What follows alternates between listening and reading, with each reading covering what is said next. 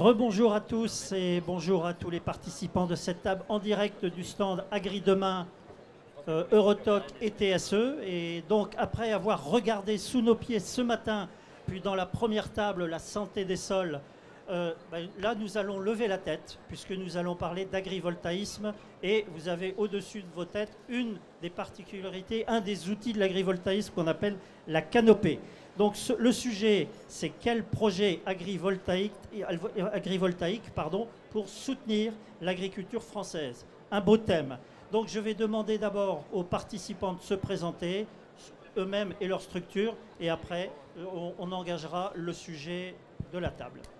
Très bien, bonjour à tous, Arnaud Delesse, moi je suis agriculteur dans le département de Lyon, président de la Chambre d'agriculture de Lyon et membre du bureau de Chambre d'agriculture France où je suis également, entre autres, je dirais, le dossier énergie. Alors Christian Dagneau, je suis agriculteur en Charente, agriculteur passionné, ambassadeur aussi Agri-Demain et voilà donc futur producteur d'énergie avec TSE, donc dans un projet qui devrait naître à peu près dans un an. Voilà.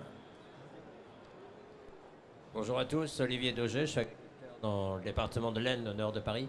Je suis responsable des sujets climat, énergie, carbone pour la FNSEA et à ce cadre, je suis coprésident de France Agrivoltaïsme, donc qui est une association qui réunit l'énergie et les agriculteurs pour un développement harmonieux, je dirais, de la filière.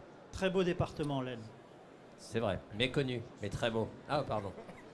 Mais moins beau que le Loiret. Maxime Buizard, jeune agriculteur dans le Loiret, à côté de Pithiviers. D'agriculture du fonds d'installation dans mon département et dans ma région. Et membre du bureau de jeunes agriculteurs en charge notamment du foncier et des énergies renouvelables. Et on a Éric Bonnefoy qui nous a rejoint. Oui, bonjour à tous. Donc Éric Bonnefoy, je viens du département du Doubs, région Bourgogne-Franche-Comté. Je suis élu administrateur national au Céréalier de France, donc plus particulièrement AGPM, producteur de maïs, et ambassadeur intercéréales. Et j'ai un projet donc en agrivoltaïsme, ombrière, grande culture. Julien Dive, député de l'Aisne, va nous rejoindre. Mathieu. Bonjour à tous, Mathieu Debonnet, je suis le président de TSE, une société spécialisée en production énergétique, notamment agrivoltaïque, et je suis également administrateur de France Agrivoltaïsme avec Olivier. Bonjour, David Topiac, député du département du Gers. Très bien. Bien, c'est une table très masculine, on ne peut pas dire le contraire, bon, c'est comme ça. Mais quand même, on est content de vous avoir autour de la table. Vous savez, ici, bien sûr, c'est le débat, donc la thématique va être traitée, mais c'est aussi la table d'hôtes. Et donc, pour vous accueillir, on a des ambassadeurs Agri-Demain qui ont amené des bons produits et des chefs qui nous les ont transformés. Et on va vous dire ce que vous allez déjeuner à table. C'est Philippe qui nous dit ça. Bonjour à tous. Alors, en entrée, vous allez pouvoir déguster une brochette de légumes navets, courgettes, navets, butternut, patates douces et, je sais plus, carottes, avec un fromage frais parfumé au citron vert, à la coriandre et à fleur de sel. Voilà. À suivre, vous pourrez déguster des pommes de terre saladaises que Louise nous a réalisées, asservies avec un émincé de volaille dont le jus a été réalisé avec les parures de légumes et les carcasses de la volaille qu'on a désossées pour la préparation. Voilà, une bonne dégustation. Merci beaucoup. Bien. Alors, le thème aujourd'hui, je vous l'ai dit, donc c'est quand même la capacité des projets agrivoltaïques à soutenir l'agriculture française. Bon, le contexte de l'agrivoltaïsme, certains le connaissent, mais je vais le rappeler rapidement. C'est vraiment le sujet dont on parle dans les campagnes. Dans la plaine, depuis plusieurs années, la filière est en train de se structurer, même si elle est émergente. C'est je dirais, une filière qui associe bien sûr la production agricole, la production d'énergie, et où l'activité agricole, de notre point de vue, doit rester prioritaire, et je pense que TSE partage. Il y a bien sûr des points très positifs, vous allez les souligner, la protection climatique, le bien-être animal, un complément de revenus, l'énergie locale aussi, elle peut être donc mise en avant dans l'énergie locale. Il y a quelques points qui suscitent des interrogations. C'est l'intégration paysagère, c'est le maintien de la biodiversité. On abordera tous ces sujets. Bon, ce qui a changé depuis la dernière fois où nous avons parlé de ce thème, c'est qu'on a désormais un corpus législatif puisqu'il y a eu un décret et des arrêtés ministériels du printemps 2024. Donc on a déjà une base pour travailler et pour avancer. Donc Mathieu, en tant que président de TSE, je vais te demander de recontextualiser, d'approfondir ce que je viens de dire là. Mais ce qui m'intéressait, c'est de voir, comme tu es président fondateur de TSE, qui est un des acteurs importants, notamment votre outil phare, c'est la canopée, c'était de voir si ta vision, quand vous avez créé TSE, elle s'est modifiée au fil des ans pour arriver aujourd'hui sur la vision du PV, justement, qu'est-ce qu'elle porte pour l'agriculture française. Alors la vision de TSE, donc TSE c'est un acteur de l'énergie solaire avant toute chose. La vision de TSE c'est d'accélérer le mouvement de souveraineté énergétique français et européen. Et on est dans un moment où on a une opportunité historique, c'est que le premier point c'est l'énergie solaire. Aujourd'hui c'est l'énergie la plus compétitive de toutes les énergies. C'est plus compétitif que les énergies fossiles, d'où qu'elles proviennent. Et cette opportunité historique, on peut la créer en fait au cœur de nos territoires. Et au cœur de nos territoires, qu'est-ce qu'on trouve? On trouve des agriculteurs. Et si je peux revenir sur ce moment historique, parce qu'on a de l'autre côté de l'Atlantique un président, je ne dis pas va-t-en-guerre, mais extrêmement motivé pour la grandeur de son pays. Qu'est-ce qu'il a dit lorsqu'il est arrivé au pouvoir? Il a dit drill, drill, drill. On va creuser des puits de pétrole et des puits de gaz absolument partout, y compris en Alaska. Ben moi, ce que j'ai envie de lui répondre, c'est que nous, comme on n'a pas de pétrole et de gaz, par contre, on a des agriculteurs, on a 29 millions d'hectares agricoles. Et nous, ce qu'on va faire, c'est qu'on va dig.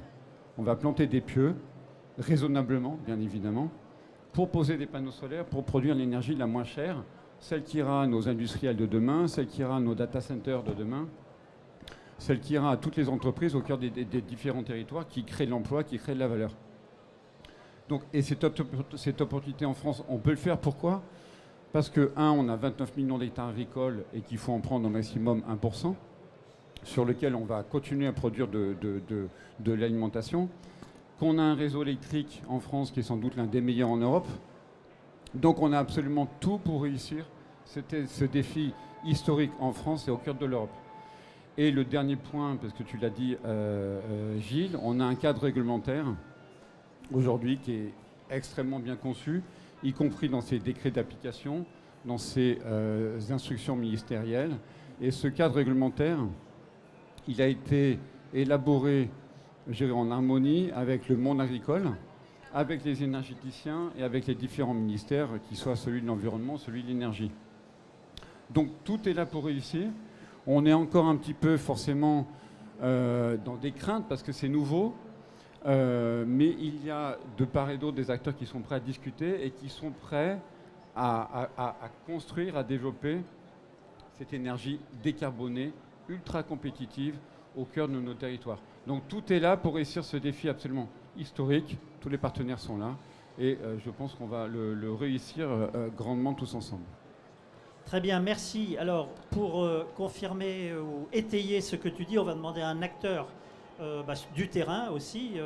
Christian Dagneau, qui est président. Et je remercie Christian d'ailleurs, parce que c'est vrai qu'il y a 3 ans, c'est toi qui étais venu avec Mathieu donc, pour me présenter TSE. Et bon, voilà, l'histoire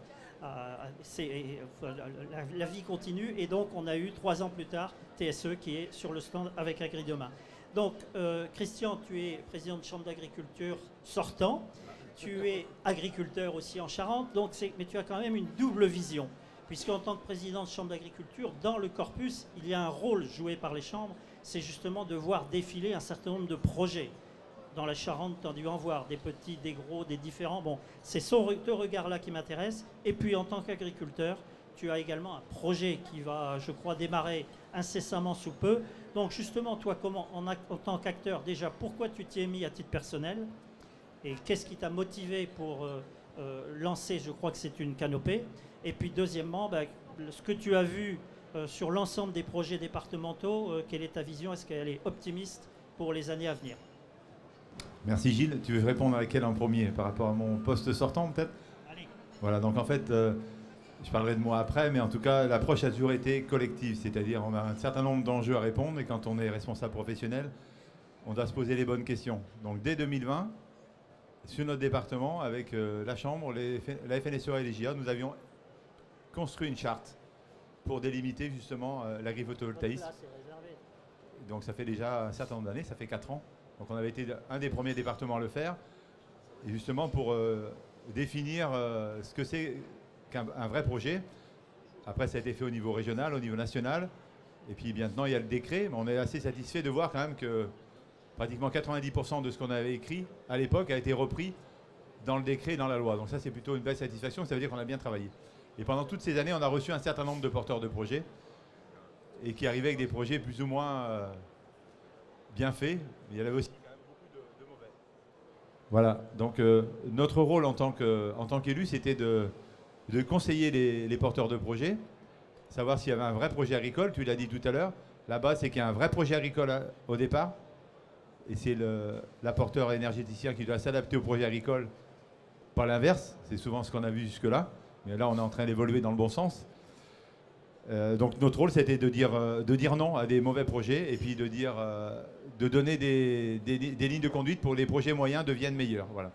Et parmi les entreprises qu'on a reçues, c'est vrai que TSE fait partie, c'est pas pour en faire de la publicité, mais des entreprises qui avaient une approche un peu différente, c'est-à-dire une approche très, très proche de la nôtre, donc avec un vrai projet agricole dessous. Alors sur les projets dans les départements, qu'est-ce que tu as vu, qu'est-ce que tu en retires? Alors, au début, on a vu des projets assez grands qui ont diminué du jour où on a publié une charte avec une surface définie, donc tous les projets sont passés en dessous. Déjà, voilà, donc ça veut dire même si c'est une charte, elle n'a aucune valeur juridique, mais en tout cas, tout le monde s'est mis, voilà, tout le monde téléchargeait la charte. Et beaucoup d'entreprises sont venues nous voir en Charente parce que justement, on avait une vision assez large des choses et on expliquait bien les choses. Voilà. Et après, on a vu de tout, on a vu des projets pour les grandes cultures, on a vu beaucoup de projets d'élevage. Voilà, on est en zone intermédiaire.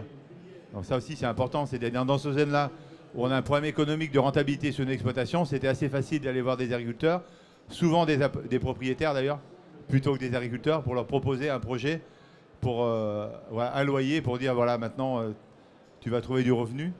Et donc nous, ça a été difficile, mais nous en tant qu'élus, on a dit non, on ne veut pas ça. On veut des vrais projets d'agrivoltaïsme où on encourage la production. Donc on était assez contre au départ, mais en tout cas, si notamment il y a des jeunes qui arrivent, on y sera favorable. Voilà, parce que l'aspect transmission des exploitations dans ces zones-là est un souci, parce qu'on a vraiment un problème économique. Et pour faire le lien avec ce qui s'est passé aux élections chambres, moi j'ai perdu dans mon département. C'est un département où on a fait un très bon travail. Malgré tout, on a perdu, mais en tout cas, il ne faut pas se tromper sur la raison. C'est vraiment un problème économique sur les exploitations. On a un problème de compétitivité depuis un certain nombre d'années. Et à la crise conjoncturelle qu'on a subie tous en 2024 sur tout l'ensemble du département, nous, on a une crise structurelle qui dure depuis très longtemps parce que notre capacité de production dans nos sols est inférieure de 20 à 25% à la moyenne nationale. Et j'ai amené mon profil culturel tout à l'heure pour vous faire voir à quoi ça ressemble la zone intermédiaire. Et c'est tout l'intérêt de ce projet qu'on a sur la ferme, de développer de l'agrivoltaïsme justement dans ces zones-là, où un des projets de l'agrivoltaïsme, c'est de protéger les aléas climatiques. Et moi, je suis très pressé de mettre en place pour aller vérifier ce qui va se passer. Justement, ton projet, pour incarner un petit peu le dossier, qu'est-ce que ça va être concrètement? C'est un projet sur de la production végétale? Oui. Sur des animaux? Sur production Alors végétale? Déjà, tout projet agricole commence par le végétal. Là où il n'y a pas de végétal, il n'y a pas d'animal. Il n'y a pas de biodiversité. Voilà, donc le végétal, c'est la base. Oui. Donc on va faire du végétal, mais on peut aussi mettre de l'animal. Mais nous, notre projet, c'est 3 hectares. 3 hectares de canopée comme ça. Donc, dans lequel 5 mètres de hauteur. Voilà, donc on va pouvoir passer avec tous les engins qu'on a l'habitude d'utiliser pour travailler pour semer, pour récolter, etc. Et en parallèle, on aura 3 hectares qui sont dans la continuité, sans ombrière. Pour faire une expérimentation. Quand TSE est venu nous voir, et nous ça a été un peu... ils sont venus nous voir parce qu'on fait beaucoup d'expés déjà sur la ferme. Notre objectif, c'est d'apporter des solutions aux problèmes qu'on a sur les exploitations. Et donc on a dit OK pour y aller, mais on va faire un projet qui sera unique parce qu'on va multiplier l'expérimentation. Notre objectif, c'est vraiment de comparer le comportement des espèces au sein de chaque espèce, les variétés, les itinéraires avec ombrière et sans ombrière. Et on aura aussi l'irrigation. Donc ça nous permettra en plus de mener des projets par rapport à l'utilisation de l'eau. Et comme je vous le dis, je vais vous le montrer ici. Donc je vais vous montrer un petit... Donc, juste pour l'ombrière, ça veut dire qu'en plus des panneaux, il y a de quoi récupérer l'eau. C'est ça? Non, non, non, non. Non, non, c'est de pouvoir irriguer sous les... Alors là, c'est celui-là, pardon. Il existe des donc ça, projets comme ça. Ça, je vous le ferai passer, c'est un profil cultural de zone intermédiaire. Donc vous voyez, à peu près 15 cm de terre et dessous, c'est du dur, c'est du carrelage. Donc, voilà, comment voulez-vous que dans ces zones-là, on arrive à produire suffisamment? Est-ce que demain, on sera compétitif avec l'Ukraine s'il rentre en Europe? Ça va être compliqué. Donc il faudra apporter des solutions. Et avec ce site-là, on va vraiment gérer des différences. Ouais. Très bien. Alors, on a un autre président de chambre d'agriculture. On va continuer pour avoir peut-être un point de vue complémentaire. Donc, Arnaud, vous êtes président de la chambre de Lyon. Est-ce qu'on a cette même vision? Je crois que vous avez fait aussi une charte qui est un petit peu plus restrictive, il me semble, sur la taille des projets, sur le fait aussi d'avoir un versement obligatoire qui, je pense, repart dans un fonds. Quel est un petit peu l'objectif de cette charte et quelle est sa légalité aussi? Est-ce qu'il n'y a pas un risque aussi, si elle est trop restrictive, de faire partir les acteurs comme TSE? Alors je vais répondre à toutes ces questions. Déjà, le contexte est le même que chez Christian, donc je ne vais pas reprendre. On est aussi en zone intermédiaire dans Lyon et on a eu une première charte, nous, en 2019, un peu avant vous. Hein. En 2019, on a fait une première charte sur ce qui était photovoltaïque au sol, avec une particularité, hein, c'est qu'il y avait une pression énorme de baisse de revenus, de perte de revenus, et une pression aussi sur des projets. Donc on a voulu très vite cadrer, et je pense qu'on a une spécificité, c'est que cette première charte, on l'a fait à l'unanimité des 4 syndicats et de la Chambre d'agriculture sur notre département. Donc il y avait un consensus global sur le département, et en plus on a emmené les services de l'État dans nos réflexions, parce que c'était nouveau pour nous, et on voulait que les réflexions qu'on ait soient aussi avec les services de l'État et les élus. Alors qu'est-ce qu'il y a dans cette charte? La première charte de 2019, après je viendrai à celle de 2024. Celle de 2019, c'était réservé sur les terres à faible potentiel, donc études pédologiques obligatoires, 10 hectares maximum par exploitant, avec un maximum de 50 hectares à l'époque qui avait été pris. C'était les grands titres. Et le versement à un groupement financier agricole, un GUFA, voilà, pour aussi aider sur la compensation agricole pour que les agriculteurs qui étaient soit loin d'un poste de raccordement, soit ne pouvaient pas avoir de projet, de pouvoir bénéficier à travers l'accompagnement de projets collectifs d'un fonds dédié sur le département. Donc on a travaillé ça en 2019 et en 2024 on a refait la même chose mais sur l'agrivoltaïsme en prenant à peu près les mêmes choses, toujours la zone à faible potentiel, on l'a gardé, et puis une notion de 10 MW par projet, par exploitant chez nous, avec possibilité d'avoir du commun. Donc voilà où est-ce qu'on en est aujourd'hui. Toujours cette notion de partage de la valeur, et je sais que c'est un dossier sur lequel on travaille pour savoir comment est-ce qu'on partage de la valeur, et en fonction des projets, on n'a pas les mêmes valeurs non plus qui sont résiduelles. Alors vous êtes aussi référent à PCA de la Chambre. Est-ce que c'est la position de la PCA Au niveau de Chambre d'agriculture France, on a pris une doctrine ou un positionnement professionnel il y a un an. Le but, c'était de cadrer les choses en se disant il faut saisir l'opportunité de pouvoir faire de l'agrivoltaïsme dans nos territoires, du vrai agrivoltaïsme, pas d'agrivoltaïsme alibi, du vrai agrivoltaïsme, rapporter des enjeux. Mais par contre, et ça c'est ce qui est très important, et c'est là qu'on a des fois un petit décalage avec le projet de loi, nous on pense qu'en fonction des territoires, il n'y a pas la même acceptabilité ou la même volonté, que ce soit des élus, que ce soit des agriculteurs, de vouloir développer ça. On n'est pas dans le même cadre que la Bretagne. Et donc, Chambre d'agriculture avait un document général qui demandait à être décliné. Et donc, on l'a décliné au niveau de chaque département. Je n'ai pas la carte sous les yeux, mais ça se développe avec des chartes qui prennent le contexte local. Encore une fois, le but est que tous les acteurs soient autour de la table et définissent ensemble de ce qu'on veut faire demain au niveau de l'énergie et en gardant en permanence la notion de production agricole. Très bien, on est sur les points de vue de la profession, donc je vais continuer. Peut-être Olivier Dauger pour la FNSEA, est-ce que vous êtes sur cette même approche? Est-ce qu'il y a quelque chose qui distingue un petit peu votre position de ce qui a été dit? Et quelles sont les particularités un petit peu que vous défendez? Non, non, on est sur la même approche, qui est l'approche à l'origine de la loi d'accélération. C'est la profession qui a été à l'origine de la mise en place de l'agrivoltaïsme dans la loi d'accélération énergétique. Elle n'était pas dans la première version de la loi. Les sénateurs ont fait avec notre soutien une PPL sur le sujet, ce qui a permis d'intégrer, je dirais, la PPL du Sénat dans la loi. Mais cette idée de dire il nous faudra de la production photovoltaïque, oui, mais on aura besoin d'aller un petit peu vers les terres de production agricole. Ça nécessitait pour nous véritablement une réflexion par rapport à la situation actuelle et surtout la volonté de garder la partie alimentaire. C'est essentiel pour nous, c'est pas essentiel parce qu'on a besoin des terres, on a besoin d'alimentation et qu'il n'est pas question que les terres deviennent une production d'autres productions, sachant qu'on peut faire les deux. Et l'exemple de ce qu'on voit, comme en TSE et d'autres, c'est véritablement que c'est possible. Donc c'était l'idée première et de laisser au département, d'où le rôle très important des chambres, cette idée de charte départementale parce qu'on ne fera pas les mêmes surfaces suivant les départements, le soleil, les cultures ou ce genre de choses. Donc il y a aussi une adaptation à la réalité du terrain. Donc avoir un cadre national trop strict, ça ne peut pas marcher en termes d'agrivoltaïsme. Mais le corpus réglementaire tel qu'il existe, il vous convient? Oui, bon. Tel qu'il existe, il convient. Le décret a bien respecté la loi. La note d'instruction a bien respecté le décret. Elle vient de sortir. Maintenant, il y a peu de projets agrivoltaïques qui existent concrètement aujourd'hui. Les projets qu'on voit encore sortir de terre ou qui sont souvent des projets d'avant la loi, ce qui crée le trouble sur le terrain parce que les gens disent « Ah, c'est bizarre, il y a eu telle autorisation, comment ça se fait? Ils ont dérapé ». Non, ils n'ont pas dérapé. C'était avant la loi, elle n'était pas rétroactive. Voilà, c'est à partir de maintenant et surtout voilà, de mettre en place... que les projets soient bien ficelés et qu'ensuite il y ait les retours d'informations, les contrôles éventuellement et si nécessaire des sanctions s'il y a des gens qui veulent passer à côté de la loi.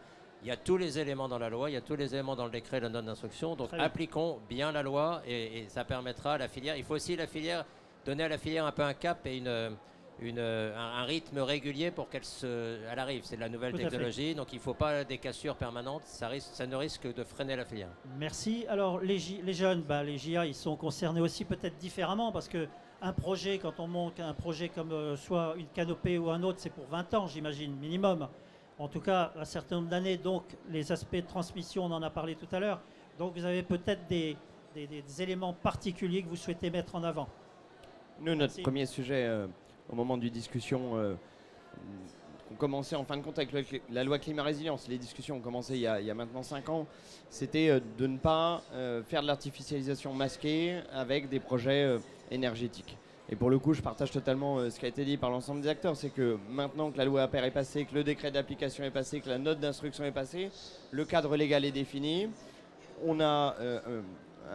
un mode de fonctionnement qui a été défini, il faut y aller. Pour le coup, autant les jeunes agriculteurs ont été particulièrement vigilants à la définition de l'agrivoltaïsme, autant maintenant que les choses sont posées, il ne doit plus y avoir de frein à la mise en œuvre de projets agricoles avec une production énergétique dans les territoires. Globalement, on partage ce qui a été dit par les acteurs, à savoir qu'il faut laisser la possibilité à chaque département d'être plus restrictif que ce cadre national. Soit en fonction des productions, parce que je pense qu'on ne considère pas de la même manière des productions pérennes du pâturage et des grandes cultures, que chacun a une approche différente dans les territoires, que les potentiels de production ne sont pas les mêmes. Moi, je suis issu d'un département de Loiret, on a aussi fait une charte en 2019 basée sur une potentiel agronomique des terres, en disant que globalement, c'est un petit peu contre-productif que les terres à plus haut potentiel aient des installations agrivoltaïques, dans le sens où ces terres-là sont limitées par la photosynthèse et pas par d'autres éléments. Quand on est dans Lyon ou dans d'autres zones intermédiaires, pour le coup, le facteur limitant, c'est pas la photosynthèse. C'est la réserve utile, c'est la capacité des sols à nourrir la plante. Et donc, installer une couverture de 20, 30, parfois un peu plus des sols, c'est pas ça le facteur limitant. Donc, maintenant, notre message, c'est de dire, montons des projets, montons-les bien, organisons-nous, et ce n'est pas le cas pour le moment, pour faire remonter les bonnes et les mauvaises pratiques, de manière à ce que ce qui marche bien, on mette un coup d'accélérateur. Ce qui ne marche pas, on envisage de le faire soit dans d'autres territoires, soit de faire évoluer les technologies. Donc JA maintenant, et je pense que c'est un message important, est volontaire pour soutenir les projets, pour faire en sorte que les acteurs départementaux en CDPNAF, Chambre d'agriculture, les syndicats agricoles, les représentants des collectivités, soient aptes à préciser ce cadre national, mais à partir du moment où le cadre est là, il faut y aller. On a besoin de sortir de l'expérimentation, de sortir de zones témoins, on a besoin d'y aller. Et je le dis sincèrement, si nous, monde agricole, on n'est pas en capacité d'aller saisir cette opportunité et ces revenus-là, il y a d'autres acteurs qui vont le faire. Et que je préfère que l'argent lié à la production énergétique revienne aux agriculteurs et au monde rural, plutôt que de partir à d'autres intérêts économiques et à d'autres territoires. Très bien. Alors, messieurs les députés, vous êtes autour de la table, donc vous entendez, tout va bien, la filière se développe. Mathieu disait aussi que la filière était aussi en progression. Donc vous êtes là pour conforter le sujet. Mais j'ai cru comprendre quand même que vous avez des choses à dire et que vous voulez aussi, il y a une PPL qui traîne aussi, donc pourquoi? Est-ce qu'il y a des choses, est-ce qu'il faut encore revenir sur la loi? On va commencer par le Gers. David Topiak, donc vous êtes très actif sur le sujet avec Julien Diff. Pourquoi est-ce qu'il faut aller plus loin que la loi alors que tous les acteurs vous ont dit que les choses se présentaient plutôt bien? Disons, revenir sur la loi, c'est aussi réguler le déploiement de l'agrivoltaïsme. Dans mon département, de manière un peu anarchique, c'est plus de 100 projets qui ont été déposés, qui pour certains datent d'avant la loi, mais qui avaient été mis un peu stand-by par le DDT parce qu'effectivement on attendait la loi. Et je pense qu'on a besoin de réguler. Donc l'enjeu, c'est qu'on va revenir aux fondamentaux, c'est qu'on préserve l'agriculture et notre capacité de production et de capacité de nourrir la France. Donc on a besoin de garder le potentiel agricole, c'est le premier élément. Le deuxième, c'est d'associer aussi les acteurs locaux, notamment les élus locaux. Et aujourd'hui, je vois beaucoup de projets qui sont déposés où les maires sont mis devant le fait accompli, envoyer une réunion publique organisée au dernier moment. Et le troisième, c'est d'intégrer aussi la dimension commune, la dimension collective, c'est-à-dire d'une part l'agriculture au sens large et les autres agriculteurs, les chambres d'agriculture qu'il faut associer, mais d'un côté aussi les citoyens du territoire, parce que les enjeux paysagers, ils appartiennent à tout le monde, il faut qu'ils soient bien intégrés. Donc on considère qu'il faut un peu réguler, mais on considère que c'est une vraie opportunité pour les territoires ruraux, parce qu'aujourd'hui, l'agriculture elle seule est en grande difficulté, et il ne faut pas que cette possibilité de produire de l'énergie photovoltaïque sur de l'agrivoltaïsme échappe à l'agriculture et soit récupérée seulement par des industriels ou des grands opérateurs. Il faut vraiment que le bénéficiaire ultime de l'agrivoltaïsme soit l'agriculture et l'agriculteur pour pérenniser notre agriculture sur les territoires ruraux. D'accord. Alors, dans ce beau département de l'Aisne, est-ce que c'est le même cas? C'est-à-dire, est-ce qu'il y a énormément de projets, il y a pléthore de projets et qu'il faut là aussi réguler?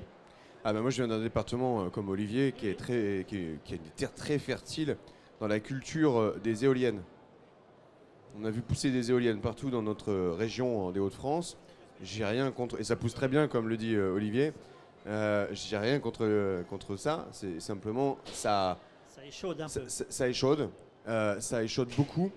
Et il y a eu des manières de faire passées qui ont crispé la situation et qui ont fait monter des oppositions, parfois légitimes, sur le sujet. Donc, forcément, on a besoin de s'assurer que le cadre soit le plus pertinent possible. Pour éviter de se retrouver avec des projets, j'aime bien le terme que vous avez utilisé, alors je pense pas que dans l'Aisne on se confrontera à ça, c'est effectivement plus dans les zones intermédiaires qu'on risque de retrouver ça, mais j'aime bien le terme que vous avez utilisé de projet alibi. Parce qu'il y a effectivement des vrais projets d'agrivoltaïsme au-delà du bâtimentaire, avec des solutions que TSE peut proposer. Moi je l'avais découvert, le démonstrateur qui est d'ailleurs dans la région, dans la Somme, qui est très pertinent parce qu'il permet d'éviter justement une situation d'artificialisation qu'on pourrait imaginer avec des simples panneaux posés en terre avec 3 biquettes et 2 moutons. Ça, c'est du alibi. On n'a pas ça. On n'a pas ça.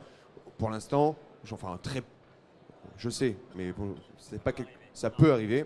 Donc le but, c'est d'éviter quand même ça. Parce qu'on ne peut pas, et c'est ma deuxième remarque, on ne peut pas être incohérent. D'un côté, lutter contre l'artificialisation des terres agricoles, mettre des dispositifs pour protéger les terres agricoles et permettre aux exploitations de se développer en étant même un peu plus cool, par exemple sur le ZAN, ce qu'on a fait dans la LOA pour le bâtimentaire agricole, je répète, agricole, et à contrario, faciliter, lâcher le lest sur le foncier. Donc c'est là où on doit avoir un point de vigilance, et c'est peut-être pour ça qu'on est amené à rediscuter. Et la troisième remarque, qui est un des écueils, je pense, ou un des angles morts de la loi APER, c'est le partage de la valeur. La question du partage de la valeur n'est pas traitée dans la loi APER. C'est évident qu'on doit aborder la question partage de la valeur entre énergéticiens, entre propriétaires agriculteurs, propriétaires du foncier agriculteurs bailleurs. Donc il y a différents rôles dans l'ensemble de la chaîne de valeur et il faut que chacun puisse y trouver son compte. Et ça, c'est un des sujets qui devra être traité pour la suite, pour le sujet de l'agrivoltaïsme. Bon, Mathieu, tu y répondras. On va peut-être demander dans le Doubs, qu'est-ce qui se passe dans le Doubs? Est-ce que ça se passe bien? Il y a des projets importants? Alors, on va parler du Doubs, mais on va parler aussi de la région BFC. Bourgogne-Franche-Comté. Parce qu'en fait, il y a une chose importante qu'il faut signaler, c'est qu'en BFC, Bourgogne-Franche-Comté, donc on a une coopérative, une alliance de coopératives qui s'appelle l'Alliance BFC, qui regroupe la coopérative Bourgogne du Sud, la coopérative Dijon Céréales et la coopérative Terre Comtoise. Et TSE que je reviendrai aussi sur l'explication de TSE, comment on a commencé l'agrivoltaïsme finalement dans le monde agricole, mais c'est de dire qu'ils ont collaboré, ils coopèrent très bien dans nos zones intermédiaires, parce que sur les plateaux du Châtillonnais, dans les zones comme mes voisins, mes collègues qui sont handicapés par rapport à ces faibles réserves sur la terre qui est quand même vite séchante et tout. Donc il y a eu quand même, je le redis devant Mathieu Debonnet, mais c'est qu'il y a eu cet accord, cette bonne cohésion entre les coopératives. Donc les projets d'agrivoltaïsme, ils sont portés aussi par la coopération agricole. Mais je vais revenir au préalable sur le comment de l'agrivoltaïsme. Ça a été cité ici, mais je vais peut-être un peu... Je me suis présenté en tant qu'administrateur national de l'AGPM, donc l'Association Générale des Producteurs de Maïs Français, où finalement on avait réfléchi, et dans notre commission, qui regroupe l'AGPB aussi, les producteurs de blé et les producteurs de maïs, on est bien d'accord, on a une commission commune qui s'appelle la commission bioéconomie bioressources. Et quelles sont ces demandes? Les demandes, c'était justement de réfléchir à apporter de la valeur ajoutée sur, comme ça a été bien dit, la recherche de valeur ajoutée dans nos zones intermédiaires. Et là, on a discuté, et vous savez, nos rôles de communicants, à la fois sur le terrain et avec les parlementaires et tout. Et l'idée, elle a été de dire, on se met autour de la table, et comment on fait? Donc, on avait reçu donc, la société TSE, donc avec M. Burtin, des gens qui sont présents ici. Ça, c'est historique, hein, il y a plus de 4 ans, hein, ça va bientôt faire 5 ans.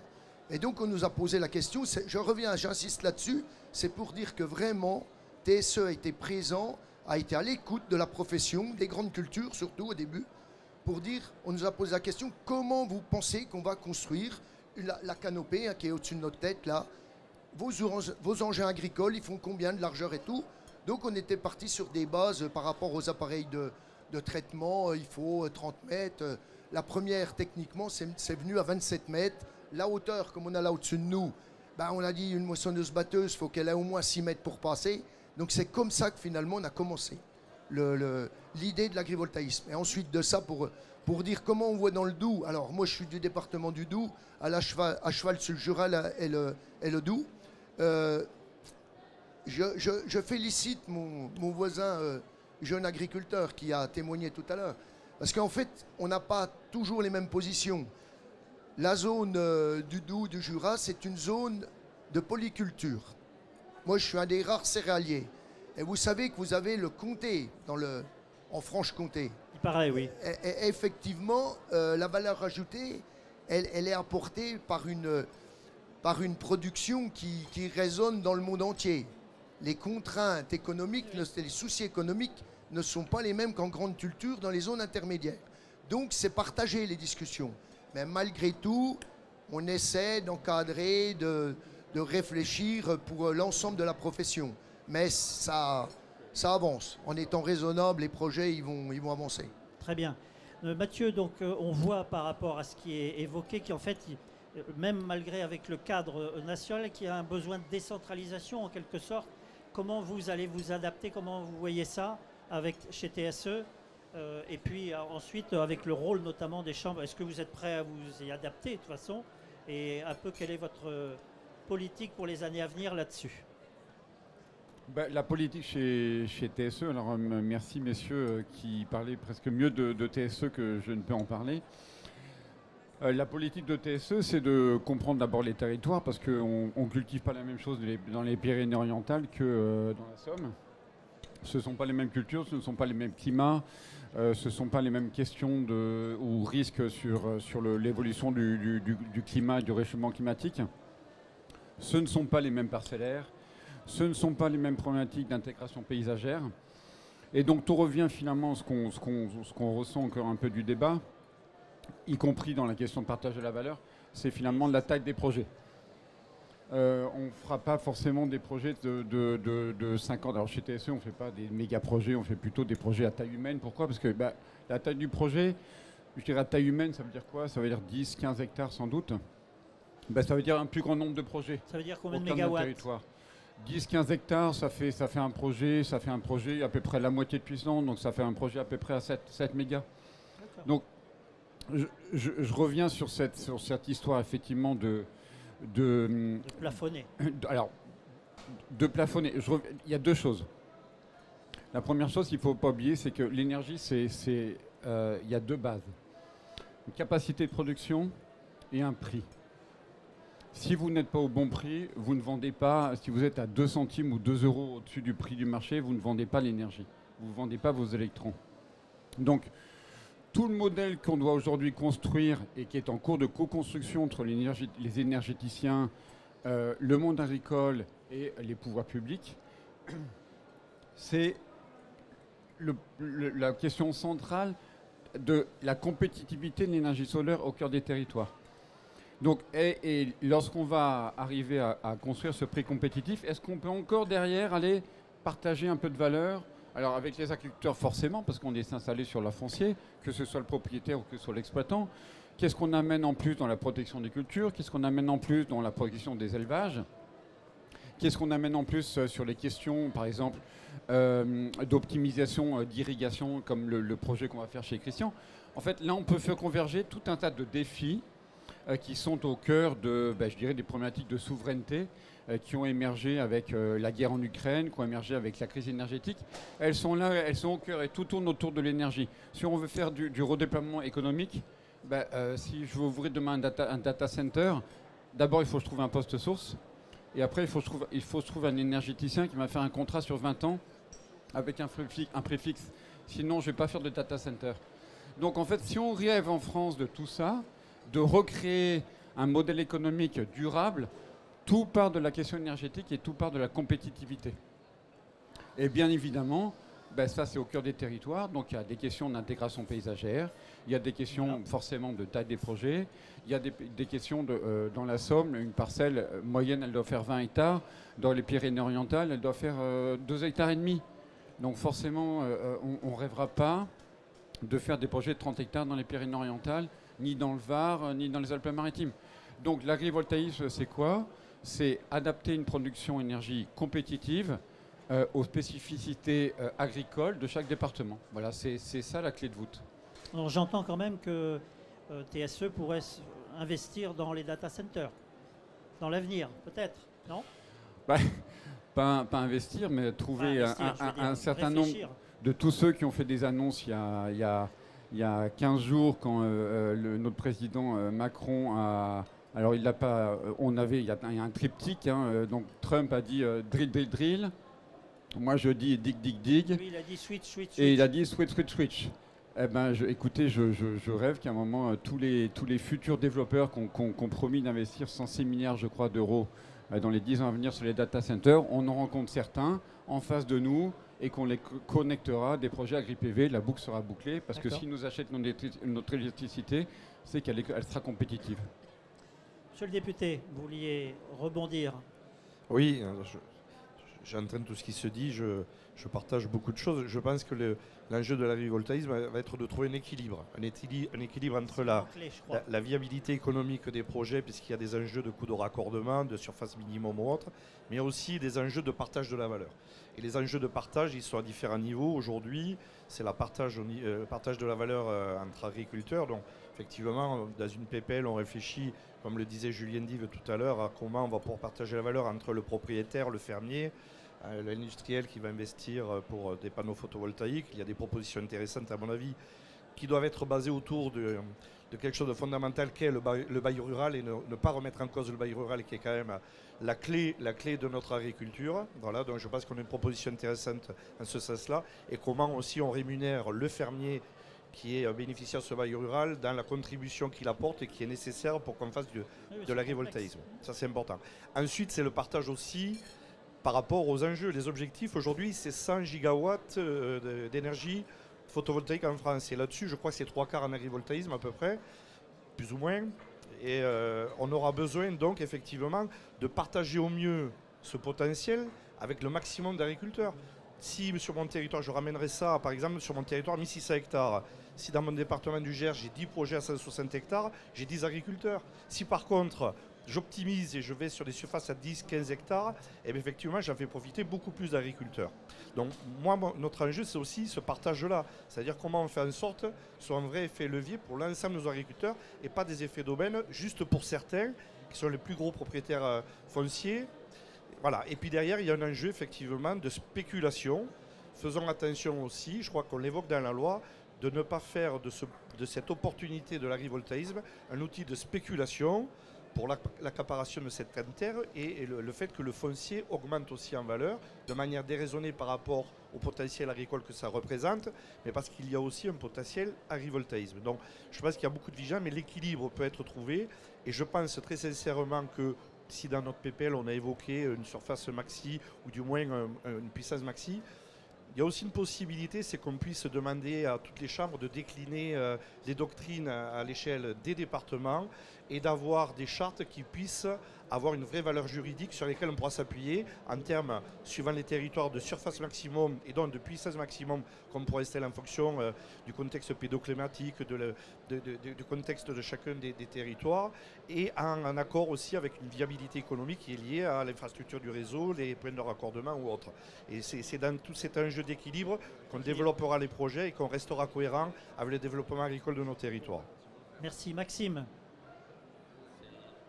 pour les jeunes agriculteurs. Évidemment, les sujets qui sont dans la proposition de loi qui va être débattue prochainement nous intéressent fortement. Sur la question du plafonnement de la surface, honnêtement, quand on a une vision optimisme de l'agrivoltaïsme, il n'y a pas de raison de plafonner.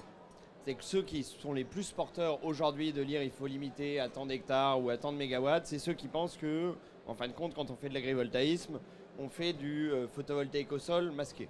Moi, c'est pas ma vision, c'est pas la vision des jeunes agriculteurs et c'est pas la vision, je pense, du monde agricole, où on pense que l'agrivoltaïsme, c'est bien le maintien, voire le développement d'une production agricole en y ajoutant une production énergétique.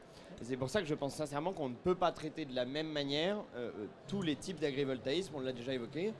De mon point de vue, notamment en culture pérenne, imposer un plafond de surface ou un plafond de la SAU de l'exploitation, c'est contre-productif parce que ça revient à maintenir deux systèmes d'exploitation totalement différents, avec du matériel différent, avec du matériel d'aspersion notamment différent, qui n'a pas beaucoup de sens. Et donc au moins, pour les vergers, pour les vignobles, instaurer un plafond de surface, que ce soit en pourcentage, en surface brute ou en puissance installée, de mon point de vue, n'a pas beaucoup de sens.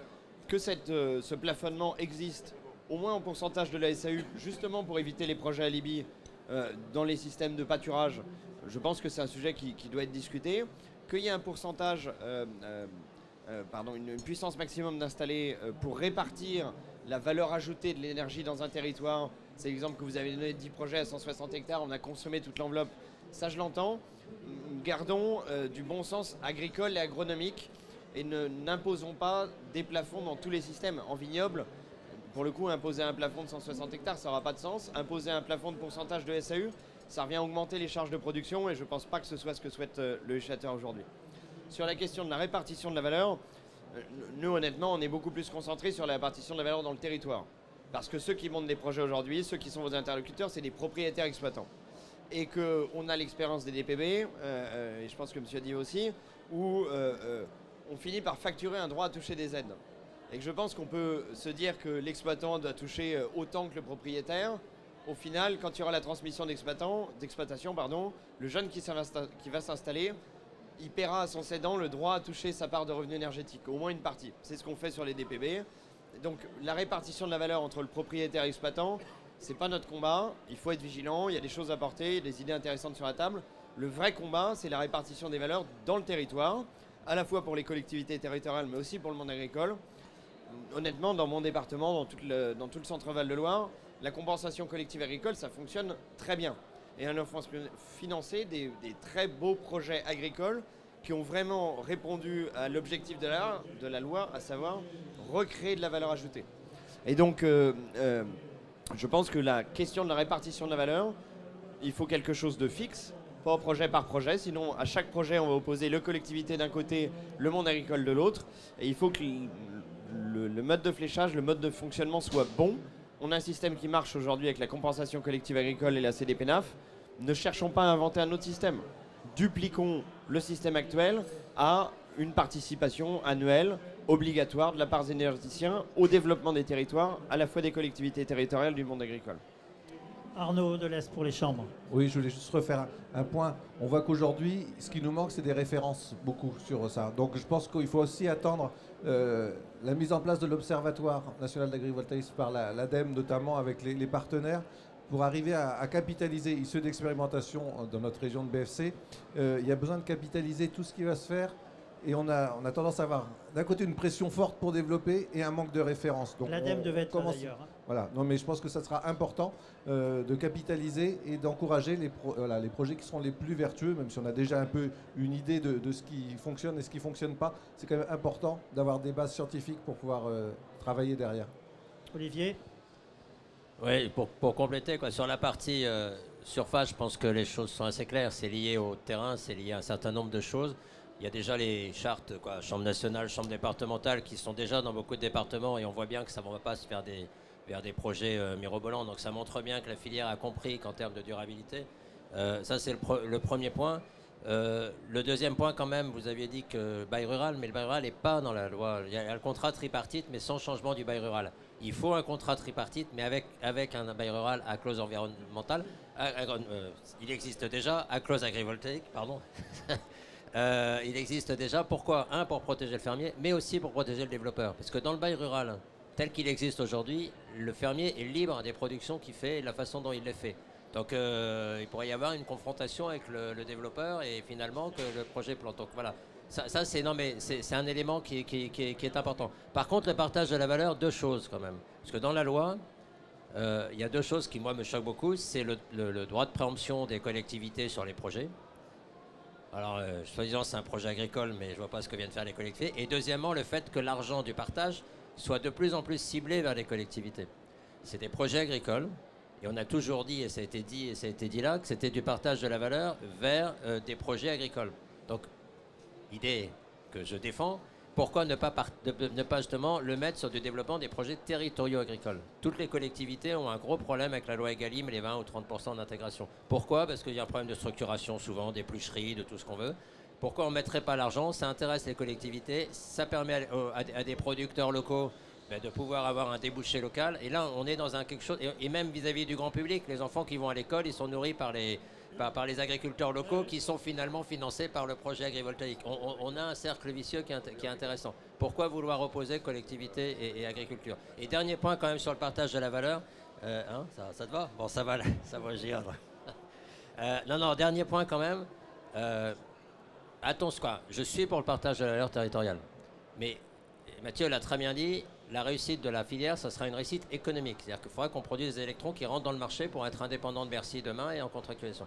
Attention à ne pas surcharger la barque, parce qu'aujourd'hui, le problème, c'est que quand vous faites du partage de la valeur, en plus de l'IFER, qui est déjà payé par les développeurs aux collectivités, les collectivités, elles ne reçoivent pas zéro. Elles disent qu'elles ne reçoivent rien sur les projets. Elles reçoivent un petit peu quand même. Les développeurs, ensuite, dans les appels d'offres ou dans leurs relations qu'ils ont à la creux avec les Bercy, ils rajoutent ce partage à la valeur dans le projet en disant on nous a demandé pour les territoires un certain nombre de choses, rajoutez-le le prix. Donc forcément Bercy dit attendez, on n'est pas là pour payer autre chose que l'énergie. Donc il faut du partage de valeur, mais attention à ne pas surcharger la barque pour éviter justement qu'on soit freiné au niveau politique, Bercy et autres, en disant ça coûte trop cher et que l'image de l'agrivoltaïsme, ça se dit dire c'est une énergie trop chère, que finalement il y a beaucoup de textes qui sortent dans les journaux en disant toi t'es trop cher en parlant d'énergie. Attention à ce principe-là, c'est vraiment important. Christian et Maxime après. Oui, je voulais revenir sur le partage de la valeur aussi et puis sur l'expérimentation après. Sur le partage de la valeur, c'est quand même curieux que certaines collectivités s'intéressent maintenant à l'agrivoltaïsme et à l'agriculture, alors que ça fait 20 ans qu'ils ne s'occupent pas d'agriculture. Donc là, je parle de certaines collectivités. Non, mais chacun prendra pour son grade, mais en tout cas, moi, j'ai toujours l'habitude de dire les choses. Mais il y a des collectivités locales qui ne s'occupent pas de leur agriculture, qui n'ont pas de budget agricole du tout. Je parle de CDC, il n'y a aucun euro de mis dans l'économie agricole. Donc, et maintenant qu'il y a une valeur à aller chercher, on va s'occuper, on va vouloir en récupérer. Donc on a besoin de discuter. Ben, peut-être que ça va nous faire un levier favorable, mais en tout cas, il faut quand même remettre de temps en temps l'agriculture au milieu du village. Et là, Je tenais à le dire parce que c'est une réalité. Et on n'a pas besoin d'avoir des projets agri-photovoltaïstes pour vendre des circuits courts dans les collectivités. On peut le faire sans ça aussi. Voilà. Mais en tout cas, voilà. Et après, sur l'expérimentation, par contre, on a besoin de prouver que ces projets-là, ils apportent vraiment les réponses aux 4 enjeux qu'on a sollicités. C'est garder une production minimum, se protéger des aléas, le bien-être animal, etc. Donc c'est pour ça que l'expérimentation doit se développer. Et dans chaque projet qui doit être installé, pour moi, au début, on doit imposer, nous c'est ce qu'on conseille à chaque porteur, imposer une zone témoin pour créer de la référence. Alors ça sera plus ou moins importante, mais le porteur de projet qui ne veut pas de zone témoin, c'est pas grave, hein. Il y en a d'autres. Mais on a absolument besoin de références pour répondre aux agriculteurs qui n'auront pas de projet, pour répondre aux collectivités qui se posent des questions, est-ce que c'est bien, est-ce que c'est pas bien, est-ce que c'est un projet alibi ou pas. Voilà, donc ça, on a besoin de créer plus de références, c'est absolument indispensable. Et de ce côté-là, avec les projets TSE sont quand même axés très expérimentation, ça nous permettra de répondre un peu plus vite. Maxime ? De manière très brève, la situation actuelle, c'est qu'une part de l'énergie, du revenu lié à la production énergétique doit être redistribuée en faveur de la biodiversité. C'est la situation actuelle de l'ensemble des projets d'énergie renouvelable sur un territoire, ce qui aboutit les développeurs à donner de l'argent à l'OFB. Et donc c'est pour ça que je pense qu'il est nécessaire d'avancer, c'est qu'un projet agricole qui concilie une production agricole et une production énergétique, où en fin de compte l'occupation du sol agricole sert à financer l'OFB, dans le contexte que nous connaissons actuellement, il n'est pas entendable que ça perdure plus longtemps, et donc il faut faire évoluer la situation. Moi j'aime bien le vert clair d'Agri Demain, j'aime bien le vert foncé de nos alliés et amis de la FNSEA, mais nous on est là avec le sourire et sans armes. Je ne pense pas que les installations énergétiques qui sont installées sur les terres agricoles doivent servir à financer la police de l'environnement. Elle est nécessaire, elle est faite au nom de l'intérêt général, elle ne doit pas être financée ni avec notre argent ni avec celui des énergéticiens. Bon, un certain nombre de choses ont été dites. Oui, on va conclure après. Tu concluras, Mathieu ? Oui, je voudrais témoigner parce qu'en fait, on a une personne qui devrait être à table et qui n'est pas présente. C'est un agriculteur donc, de région BFC qui a eu le premier projet, donc on peut le citer, c'est Sylvain Raison. Il n'est pas présent parce que pour une question de transport, il n'est pas là. C'est qu'en fait, c'est témoigné positivement par rapport à ce projet qui est sorti de terre depuis 3 ans. Je crois qu'on a déjà eu, je vais parler en son nom, hein, on a déjà eu 2 récoltes. On attaque la 3e, elle est plantée, enfin la 3e culture. C'est qu'en fait, on a eu une première année avec du soja. C'est un agriculteur qui est en agriculture de conservation, sous une canopée, comme ici, hein, 3,5 hectares, la première de chez TSE. Il n'y a pas de surprise là-dessus. Quand on a des variations de température comme nous en Franche-Comté, où on a eu de la neige encore ce matin, hein, mon épouse me disait qu'il neigeait à 500 mètres. Là, ils ont été protégés quand il y a du -3. On a, on va dire, je ne suis pas un super technicien, mais je crois qu'on a -1, -2 d'écart. Et ça, c'est super, ça. Derrière son soja, il a émis un blé. Quand on entend dire que finalement, il y a des fois des -40%, c'est faux, ça. Il n'y a pas -40%. Il y a des zones témoins, comme vous le dites. Il y a la zone où on cultive sous la canopée et la zone à côté qui est vraiment utile et qui est nécessaire pour vous parliez des tests. Et concrètement, il n'y a pas d'écart autant que ça. Il y a une autre canopée en BFC où c'est l'agriculture biologique. C'est plutôt polyculture. Il y a les moutons, il y a les céréales et tout. Et les agriculteurs, ils sont enchantés. Voilà. Très bien. Mathieu, en tant qu'organisateur de la table, je crois qu'il te revient de conclure. Moi, je retiens les mots d'équilibre, la diversité, décentralisation. Je crois que c'est un petit peu ça ce qui va jalonner les futurs débats. C'est ce qui a jalonné à la fois toute la construction de la loi APER, des décrets d'application. Je pense que le monde énergétique a su extrêmement bien collaborer à la fois avec le monde agricole et les pouvoirs publics.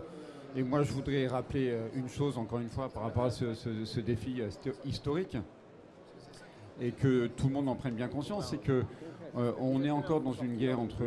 alors, ce n'est pas des propos pessimistes, hein, c'est des propos juste, je dirais, réalistes, On est encore en pleine période de guerre entre la Russie et l'Ukraine. En France, entre 2023 et 2024, les importations de gaz naturel liquéfié, ça fait plus 81%. 3 milliards d'euros. C'est-à-dire qu'en plein contexte de guerre, on continue à importer 3 milliards d'euros de Russie. Ben, ces 3 milliards d'euros, on peut aujourd'hui les produire chez nous. Alors ça veut dire quoi? Je reviens sur la compétitivité du prix. Chez TSE, on vend 55% de l'énergie qu'on produit à des entreprises en direct. Donc c'est-à-dire il n'y a plus un centime de soutien public qui pourrait éventuellement peser sur le budget de l'État, compte tenu de l'état des finances publiques. Et donc si on vend notre énergie à des entreprises, ben, c'est la rencontre entre un client et un fournisseur sur un niveau de prix qui est compétitif. 55% de l'énergie qu'on produit chez TSE, elle est vendue aux entreprises. Donc le défi aujourd'hui majeur, et cette espèce de rendez-vous historique, on l'est là, on le touche du doigt. Le monde agricole, c'est un monde extrêmement pragmatique. Ça s'est vu encore une fois dans la co-construction, y compris avec les pouvoirs publics et la représentation du peuple. On a réussi à construire un cadre réglementaire sérieux, très bien construit. Je pense qu'il va empêcher les débordements. Maintenant, il faut y aller. Comme le disent les jeunes agriculteurs, il faut y aller.